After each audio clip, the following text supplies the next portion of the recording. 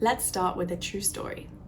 A woman goes to her doctor concerned about PMS symptoms, low energy, and generally a feeling of low health, and she wants to get a nutrient panel done to help her investigate this. She gets her test results back, and circled and highlighted and exclamation marked is her serum HDL cholesterol level. Next to this highlight is a little note which says, advice, in capitals, diet, reduce fatty foods.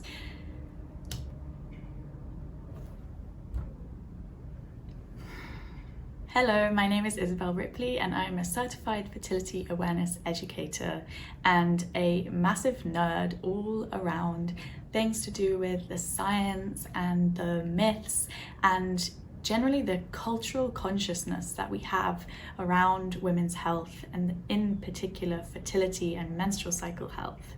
And on this channel, we debunk myths, we go deep dive into particular subjects which I believe will help you and all of us to restore the menstrual cycle to its rightful place as dignified and important. So if that interests you and sounds good, then please do subscribe to this channel so that you can get a new video every menstrual Monday and come along the journey with me. Today I want to talk about fat. I literally had to make this video because of this story, because it is true. I'm not making it up. Give me a second and I want you to just close your eyes, or not. But when you think of fatty foods, you don't think of margarine because it's helpfully labeled as heart healthy in the supermarket, right? When you think of fatty foods, you think of the streaks in your steak or your chop, the lard that makes your potatoes super crispy, and the full cream that you slather on your strawberries, right? So a woman being told by a doctor that she should reduce her fatty foods, what is she supposed to do? Reach for the products which say low fat on them instead? Switch from normal milk to non-dairy milk with canola oil in it? Opt for margarine instead of butter? Maybe even just completely cut out meat and dairy and only eat egg whites. She's now put on a path completely adjacent to her original goal, which was investigating her menstrual cycle issue. This is so dangerous and so wrong. This is the story today, folks, on this Menstrual Monday, of how myths around saturated fat have perpetuated menstrual cycle and fertility issues for a generation of women, or multiple generations, all around the world. So since the 1950s, there's been this debate waging over whether saturated fat is responsible for heart disease. But this demonization of a main macronutrient has implications for women beyond heart health. Firstly, cholesterol is required for the synthesis of our sex hormones, meaning we need cholesterol to have a healthy menstrual cycle. And it's been shown that women with low levels of serum HDL cholesterol, low meaning less than 3.3 nanomoles per liter or less than 60 milligrams per deciliter, are more likely to experience infertility and menstrual cycle issues. Oxidized LHL cholesterol, on the other hand, has been linked to heart disease. But this oxidized LHL is found in the food products such as highly omega-6 laden vegetable seed oils, industrial seed oils, and all of the food products which are labeled somehow as heart healthy, low fat, right? So somewhere along the line, the wires got very much crossed and we're now believing that the naturally occurring whole fat foods are more unhealthy than the completely man-made, highly processed seed oils, which require heavy machinery and chemicals in order to produce them, are somehow healthier for us. This is how that happened. In 1961, the most influential dietary guideline ever was announced, and that was from the American Heart Association, who announced that men, and subsequently women, although they didn't mention women, should be only consuming 10% of their overall daily calories as fat. To this day, that is still the dietary guideline in the US and the UK. That guideline led to, in the US, for example, over the last, I suppose that's 60 years now, a 40% reduction in the diet of saturated fat. When people reduce something in their diet, there's a gap left, okay? Because people don't just eat less fat and just eat less overall. There's space for more calories to be consumed in another way. So there was essentially this gap in the dietary market in which those from the sugar industry and the vegetable seed oil industry swooped in. And there was a huge incentive for them to push this idea that the problem with the heart was all down to saturated fat. So on the panel which decided that dietary guideline, there were people from those industries. How much more biased can you get? Okay, people literally pushing this agenda that saturated fat was the devil, and oh, let me just create this low-fat, healthy heart food with all of my canola oil in it, not for the sake of human health, oh no, for the sake of their own pockets. There's a fascinating article from 2023, which I will link below, which details over 20 recent studies which are completely debunking this myth of saturated fat being this artery clogging thing, and also detailing how all the criminal bias and conflicts of interest that were involved in creating this hugely influential dietary guideline which affects us to this very day. This idea that saturated fat was the issue comes from one man named Ansel Keys, was kind of the spearhead of this. He did a small amount of tests and also did some very strange observation of Mediterranean cultures, where he said, quote, I mean, it's not a quote actually, said something like, they are eating low-fat diets such as meat and fish, and they have lower cases of heart disease. And I'm like, but there is fat in meat and fish.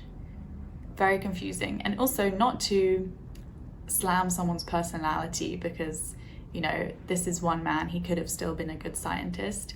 But in this article, they make a point of saying that people who knew this man, Ansel Keys, found him to be highly arrogant, single-minded, and aggressive.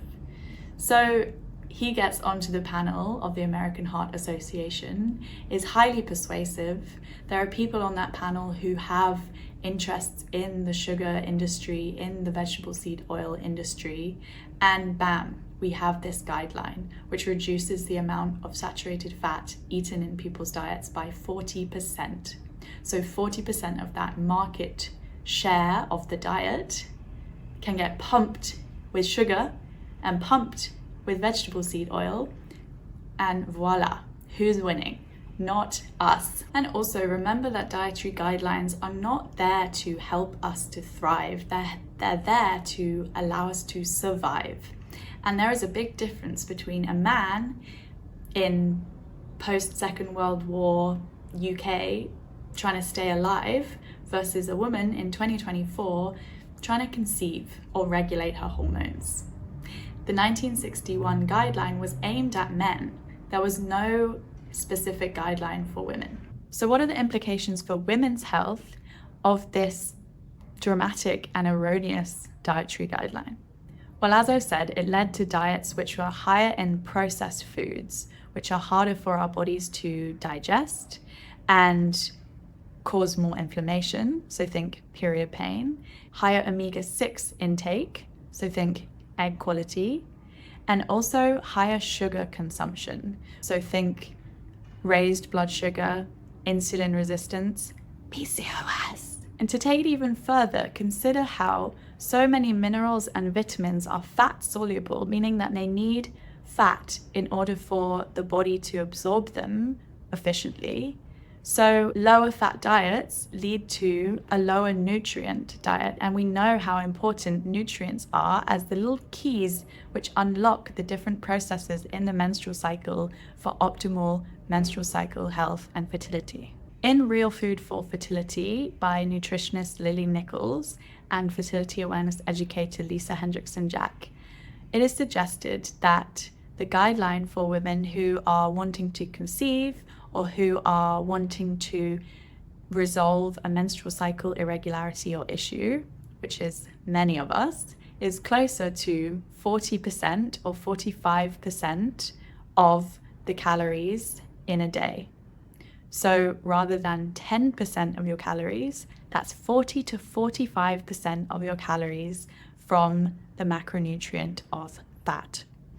So fat is an umbrella term for 3 different types. We have saturated fat, monounsaturated fat, and polyunsaturated fat.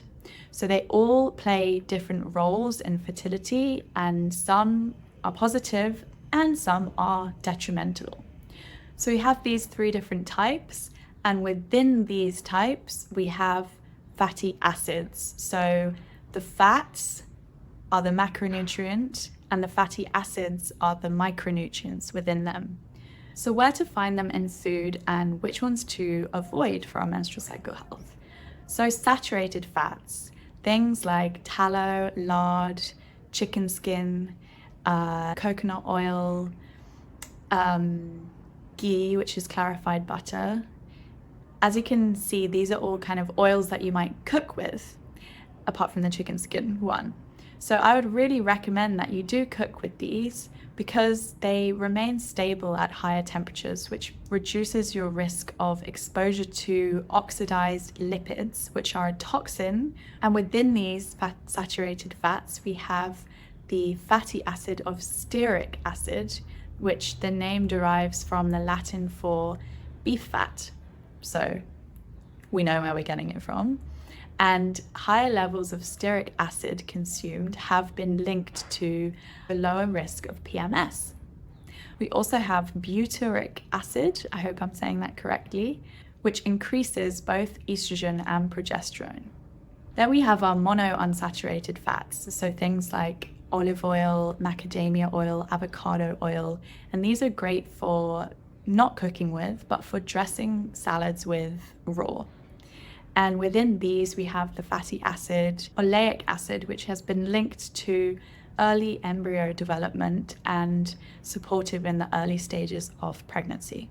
And then we have polyunsaturated fats in the oils such as canola oil, safflower seed oil, rapeseed oil, trans fats, margarine, peanut oil, essentially any of these vegetable seed oils and vegetable oil, which honestly we want to avoid at all costs because not only do they raise your serum LHL levels, they also are super high in omega-6. So let's talk a little bit about omega-6 because again, on the thread of not demonizing anything, I don't wish to demonize omega-6. We actually do need it, but when we eat a diet of highly processed foods, our ratio of omega-6 to omega-3 gets wildly blown out of proportion.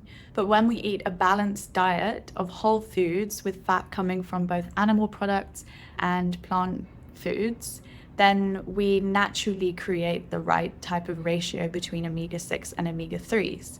Notably, DHA and EPA are 2 omega-3 fatty acids.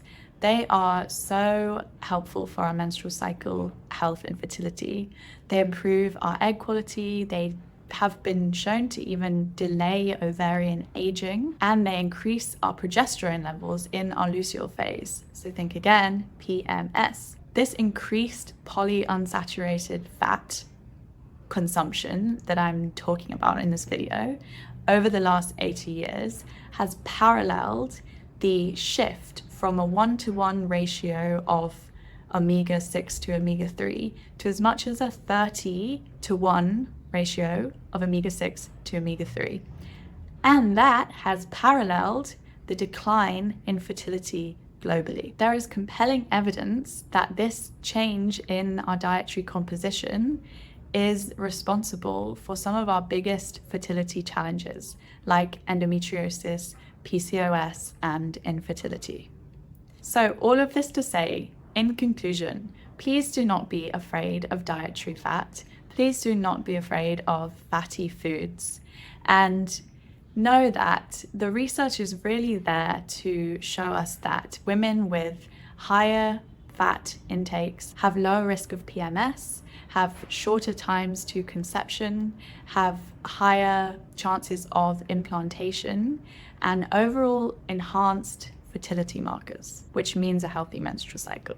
And it's worth noting as we come to the end that our 3 macronutrients, fat, protein, and carbohydrates, they are designed to work as a 3 in synergy with one another, symbiosis. So all of this evidence that's saying, women with higher fat intakes have better menstrual cycles, it's also like, well, what else are they eating? Is it also because they're getting a high amount of protein in their diet, which we know is really helpful for menstrual cycle challenges?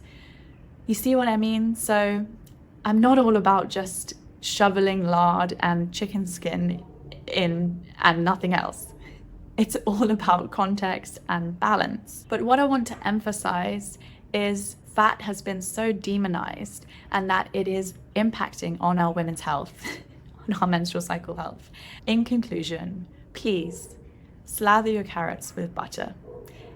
Drink that layer of fat on top of your bone broth. If you do tolerate dairy, opt for the full fat option. And honestly, screw the people who want you to eat more sugar and seed oils to their benefit and your detriment. That is all for today. Please, let's continue this conversation in the comments. If you haven't already, do subscribe, and I will see you in the next video. Much, much love.